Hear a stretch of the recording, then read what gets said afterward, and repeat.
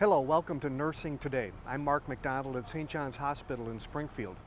We've learned that once you get your Bachelor's of Science degree in nursing, and in some cases an advanced degree, the windows of opportunity can continue to open.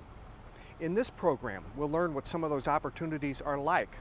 We'll see how technology is changing the field of nursing, and we'll see how healthcare laws are forcing new ways of thinking about how healthcare is delivered. Well, Ann, Neil, we're in the emergency department. You've been here for 14 years? Yes. Is that right? In the emergency department. You've been a nurse for 16. Correct. But you've been in the ED for 14. Mm-hmm. You must like it. I do. It's a challenge. What do you like about it?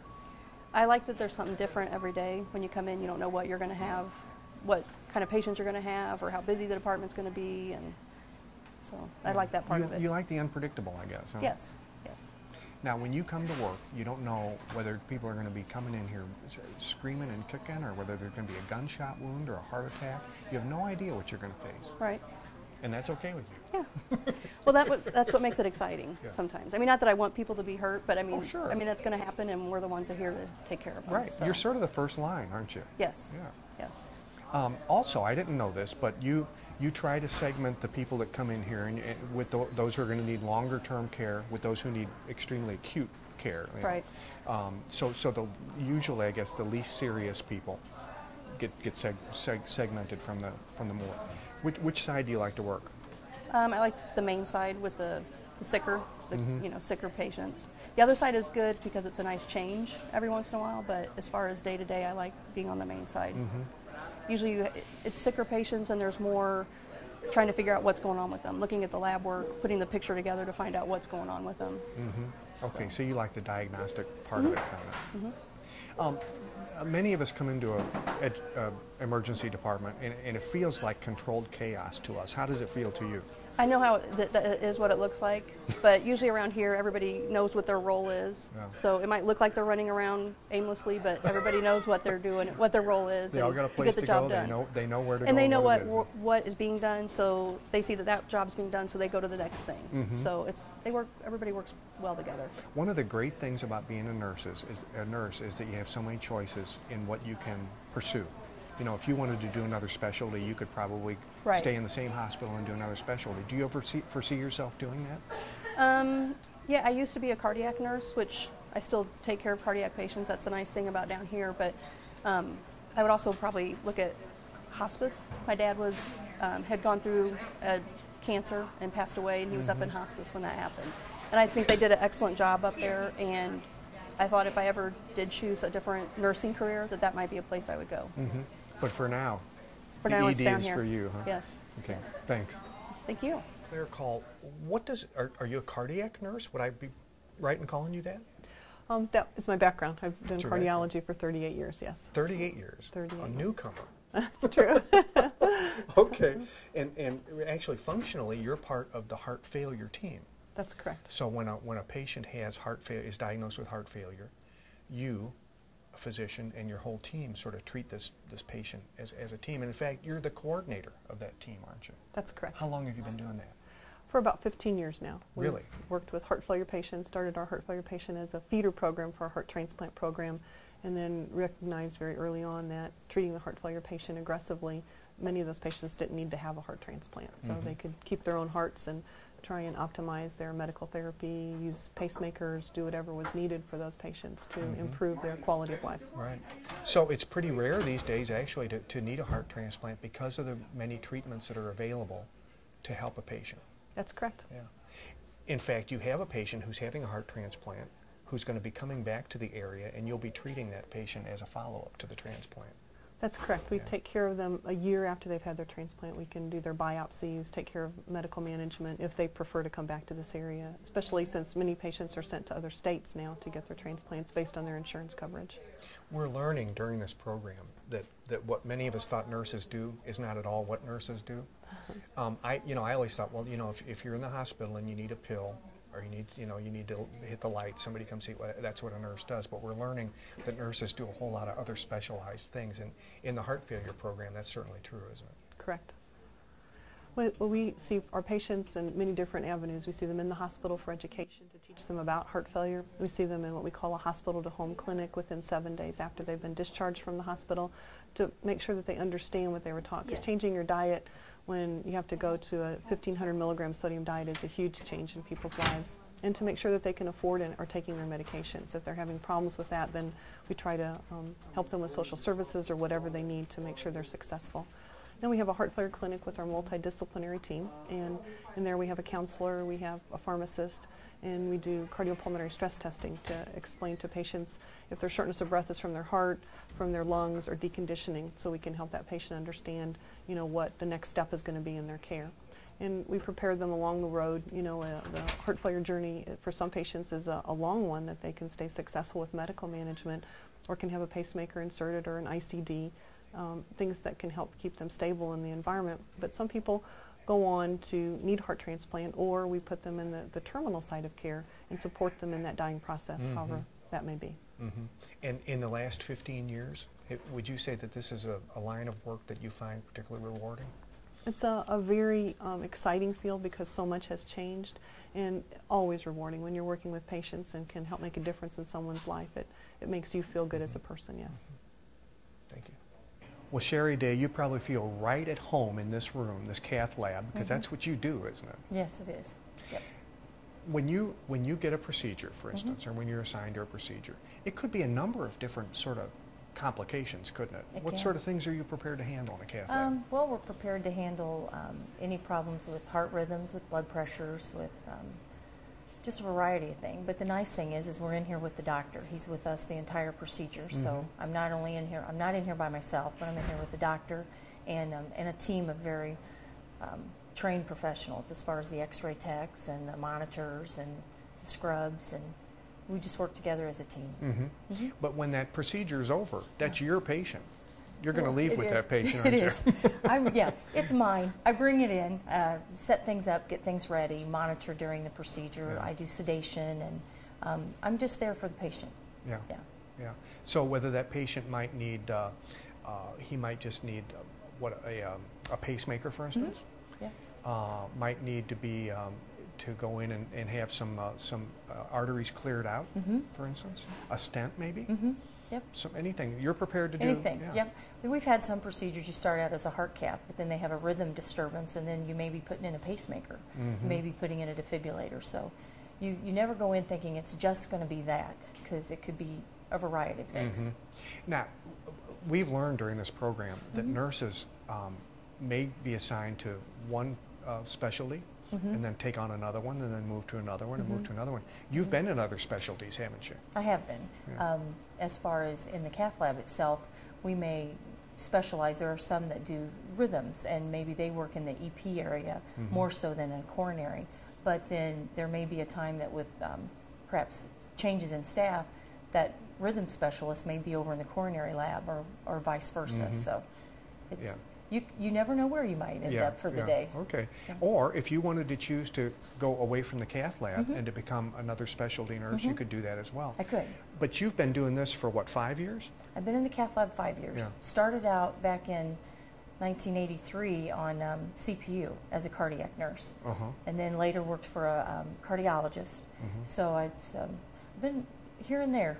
The heart is your specialty, though. It is. You like the cath lab? I love the cath lab. I truly do. I look forward every day to coming to work, because I don't know what the day may bring, but I know that it's going to be amongst people and the physicians and the patients, and that's the important thing, because when I take care of somebody, that may not be my mom or dad, but that's somebody's mom or dad, and I hopefully will leave them with a positive experience. Dr. Myshko, maybe in heart care, maybe where more changes have occurred recently in recent medical history than in any other facet of care. And that means that the physicians and the nurses and everybody involved with it have had to really learn fast a lot, haven't they? Right. How do you think the nurses have been able to keep up with all this? Have they done a good job on the learning curve? Well, maybe more than anything, nurses have been able to keep up with it, because I think by the nature of their profession, they're used to people making excessive demands on them. They're used to demanding doctors. So I think they're used to change, and I think they're used to maybe even unreasonable demands, which sometimes we can be. But you're right, healthcare has changed dramatically. Overall, there's a greater demand by the consuming public, and there's lesser resources. So we have more to do, more complicated procedures, and frankly, we have less resources. And so the nurses have had to learn how to be more productive, how to respond to that, and how to continue to be a patient advocate and deliver quality care in a declining resource, increased consumption society. Mm-hmm. And you know, one of the things I keep hearing about what nurses do, which would probably not get fulfilled in this whole chain of care, is that they are the contact person between the patient and the treatment. They're the ones that keep the contact going. Well, the first person that the patient sees oftentimes when they come into the hospital, besides the registration staff, is the nurse. The nurse introduces herself to the patient, says that she'll be caring for the patient. She's with the patient during the entire procedure, gets the patient prepped along with the rest of the staff in this environment. And then, of course, the doctor breezes in,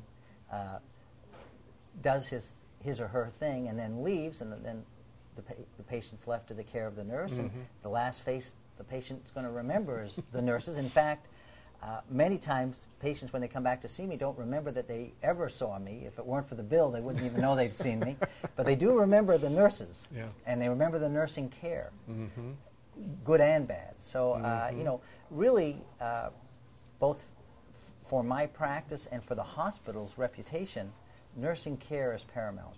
If patients don't get good nursing care, they remember it. So we work very hard with our nurses to make sure that they, above all else, understand that important aspect of the patient's care. Well, you mentioned to me earlier, you're a nurse yourself, and you've been doing this for only about 40 years, right? Yes. And you're still not an expert. In OB, that's correct. That's correct. When it comes to working in this field, in this birthing field, I understand that the nurses actually do have to do some diagnostic work. Yes. Because there are times when the patients this may not be the right place for a patient. Yes. Is that right? Yes. Yeah. And we usually do that in what we call our triage area, or our perinatologist may be seeing these patients in their own offices to determine what kind of needs that they have. So yeah, there is some testing that's going to go on. Most of the time there are people who are coming in to have a baby, but sometimes they're coming in presenting with some complications, with concerns. They may stay with us for a while, or they may go home. And they come from the surrounding communities, not just from Springfield area. So this triage process of deciding who stays, who needs the hospital now and who doesn't, that starts with the nurse, I guess. Exactly. Exactly. She sees them first and then brings the physician in, providing them with the information that she's gathered. And then between the physician's assessments and the nursing assessments, and they decide whether or not this is the place where she needs to be at this time. And maybe they stay for a couple of hours, and maybe they end up staying and having a baby, and maybe they stay for several days, several weeks, and they might still go home. And that's one thing we have to keep in mind, is if these are people who are coming from an outside community, that they still have their support system in place, and their families are aware of what's going on, and they can make arrangements if there's other children at home, and we can keep them informed of what's going on and what is planned for them throughout their hospital stay. Thank you. You're welcome. Technology has been called a mixed blessing, and many of us have a love-hate relationship with it. But one thing is certain: technology will change. Nurses have had to learn new skills, and those who embrace technology have seen its advantages. Technology can be a bugaboo, and it can be the greatest boon that anybody ever saw. Yes, it can.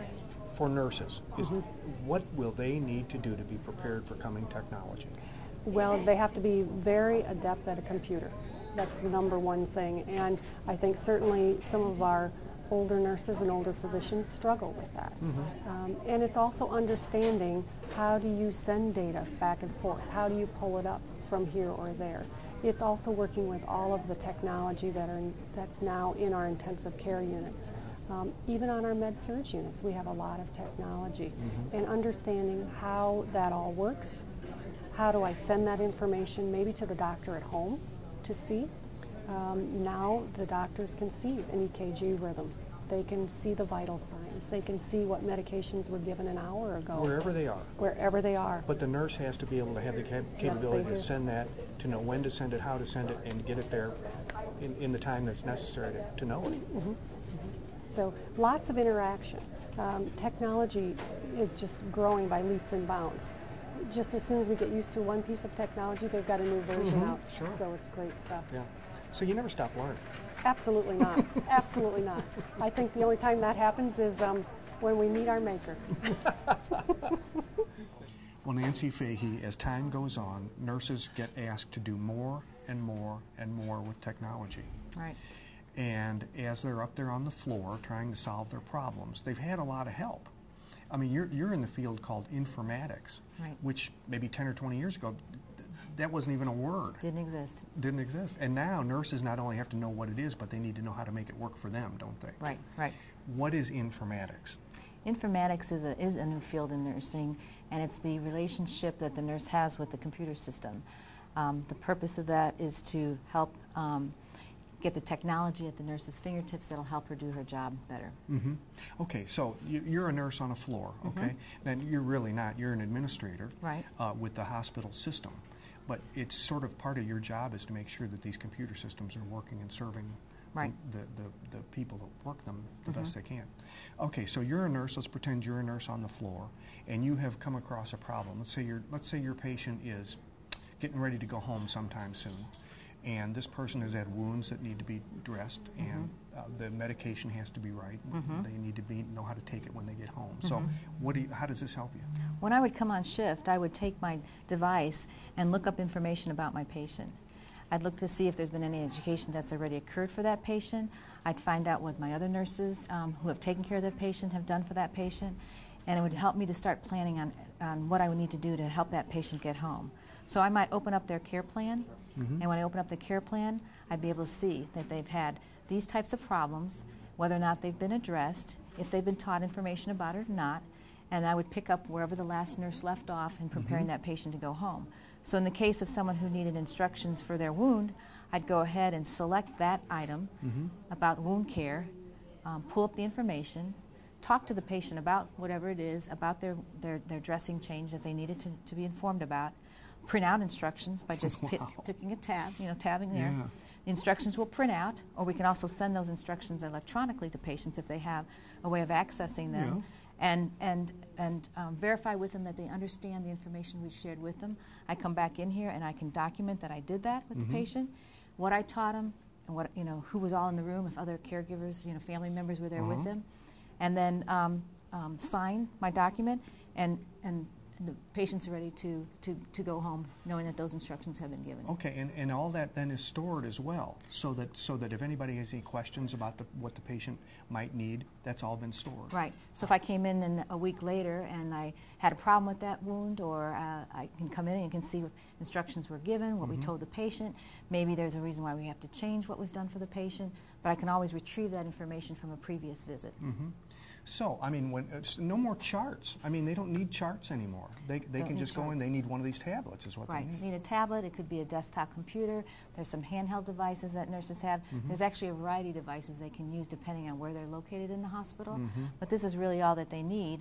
They can go in with the patient and spend more time and actually document right there what I'm talking about with you, instead of going outside of the patient's room and finding a corner where you can go chart on a piece of paper.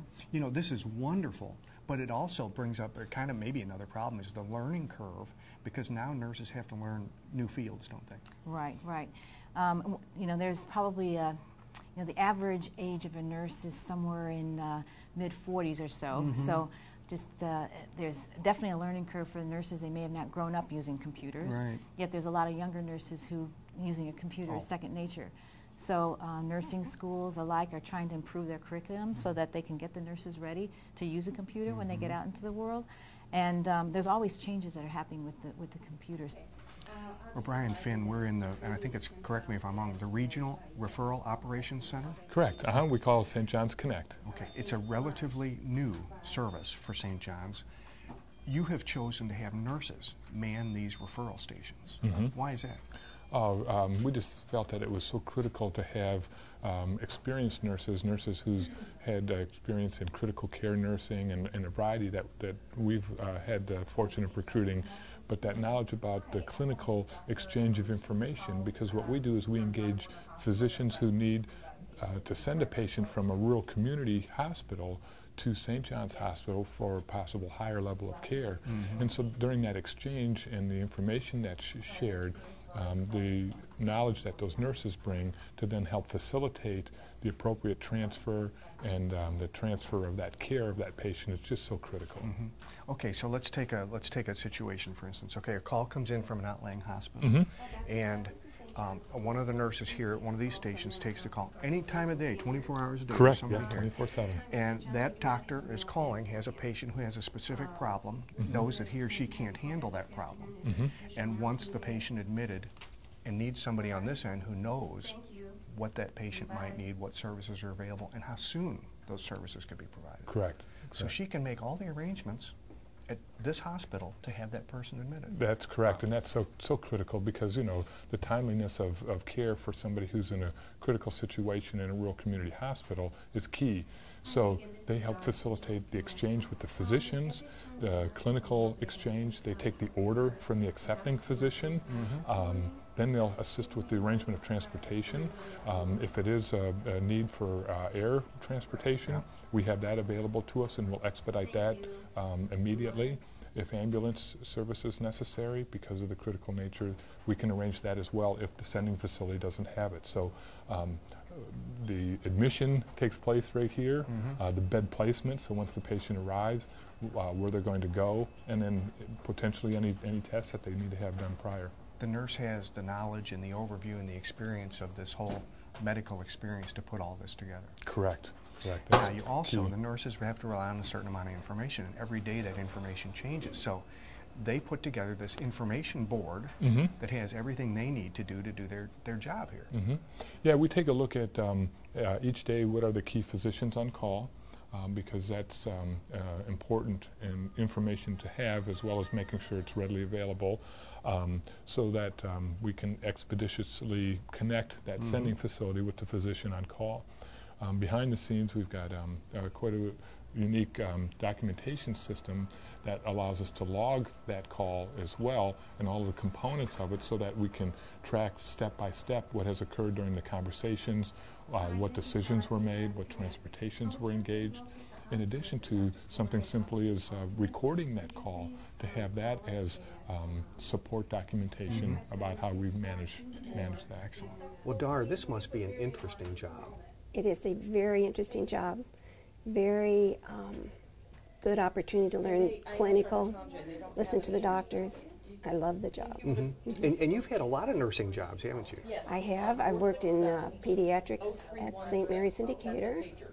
I worked in the IMC unit here at St. John's, work case management, and I absolutely love it. Love it. You've, in fact, you have an important anniversary coming up this year.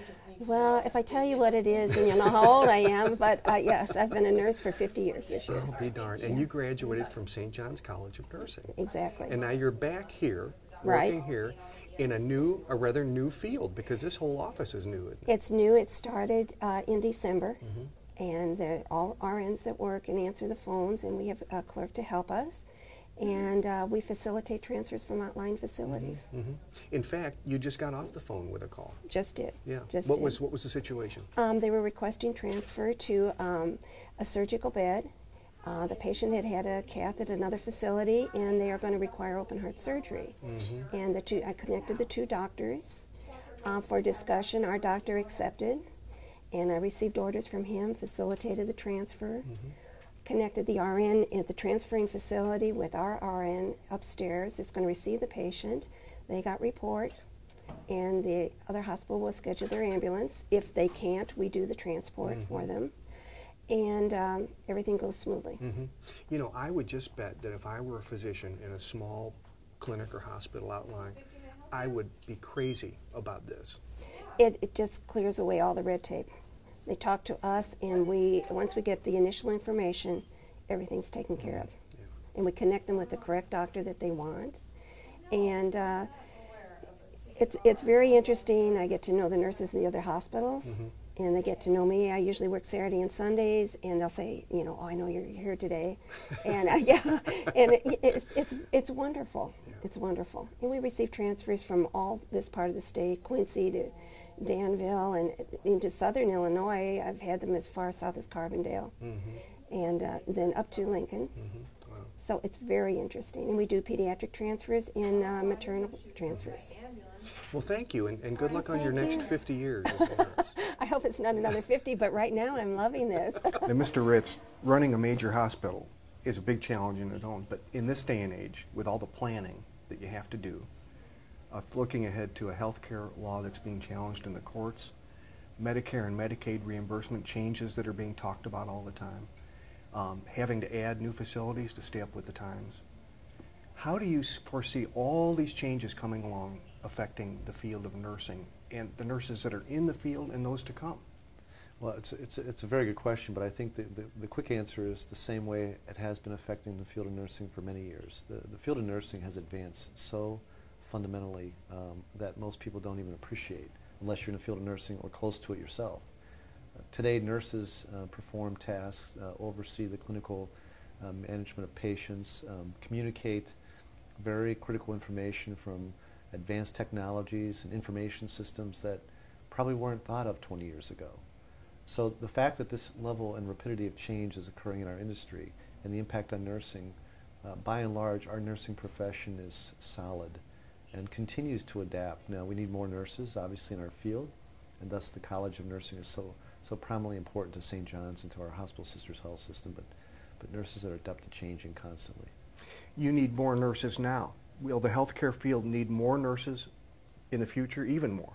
Yeah, I think it will. I mean, if you study demography, it tells us that we are all getting a little bit more mature, and we know that when we're more mature, we tend to use services at a greater level. And so just mathematically, it seems that we'll probably need more nurses.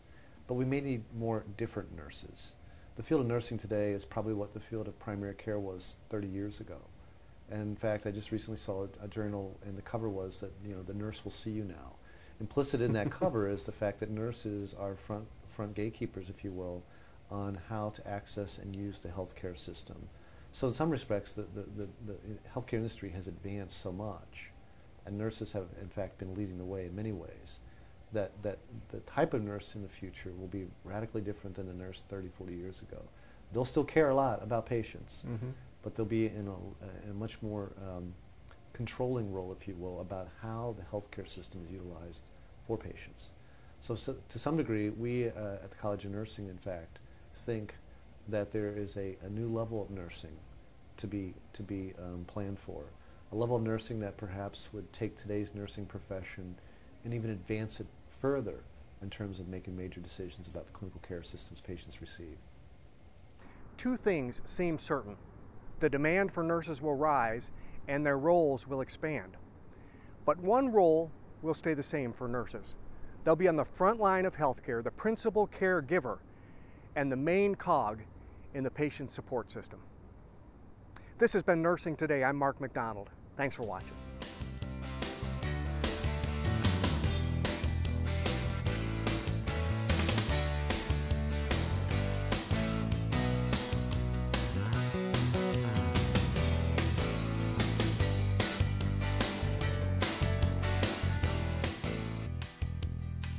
For a DVD copy of the program you've just seen, send $19.95 to Network Knowledge, P.O. Box 6248, Springfield, Illinois 62708.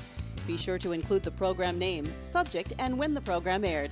You can also order with your credit card by calling 800-232-3605.